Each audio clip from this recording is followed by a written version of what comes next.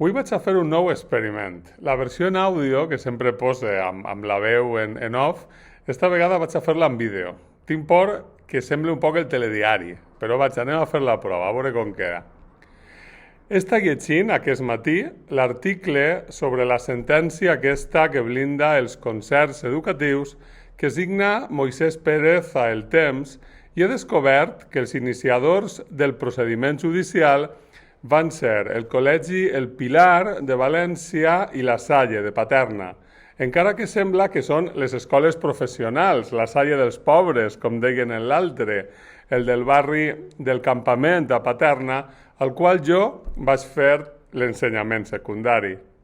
Del Col·legi del Pilar no sabia molt, que el porten els marianistes i que va ser en algun moment un dels col·legis més exclusius de la ciutat. També que té un enorme cartell que sempre m'ha cridat l'atenció. Dona al seu pati, però està pintat amb la clara intenció que es veja des de fora. Este patio es mi casa, en una enfàtica declaració de propietat privada. Sempre em va fascinar des que el van pintar i mostra l'agut concepte patrimonial que tenen els cadells de les classes dominants o els qui se'n senten part per portar els xiquets i les xiquetes a una escola concertada d'eixes fines. El curiós és que sa casa la paguem entre tots i totes, i que no només no ho troben contradictori, sinó que si el govern valencià gosa llevar un concert perquè, per exemple, no és necessari per cobrir les necessitats educatives del barri, s'emprenyen molt, munten manifestacions i se'n van als tribunals.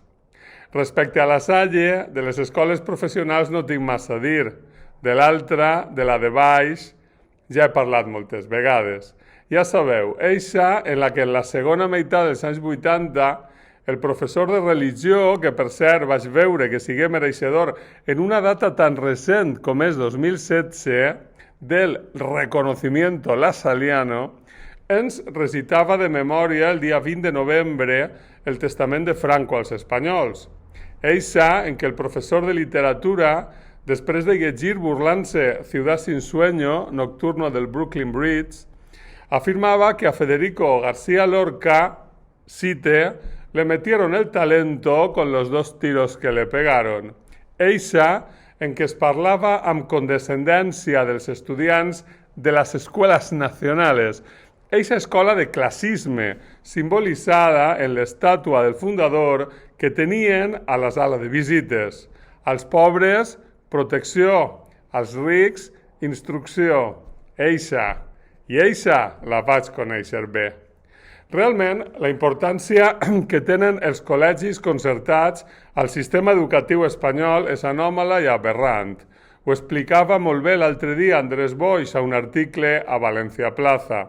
I és que colonitzen el sistema educatiu públic mentre toleren a més les seues pràctiques segregadores, com les diverses taxes que obliguen a pagar als pares i mares amb motius diversos, amb la qual cosa es contribueix a degradar el sistema públic.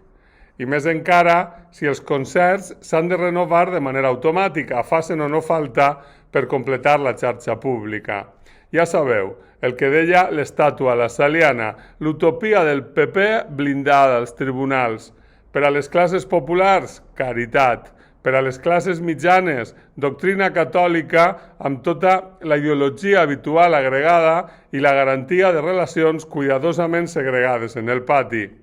I que res canvie, amb generacions i generacions reproduint la sana doctrina confessional que la Santa Mare o la congregació religiosa de torn tinga a bé manar. I a més, fundacions vinculades a les congregacions religioses fent negoci amb tot això. Atado y bien atado, saya indivisa manent.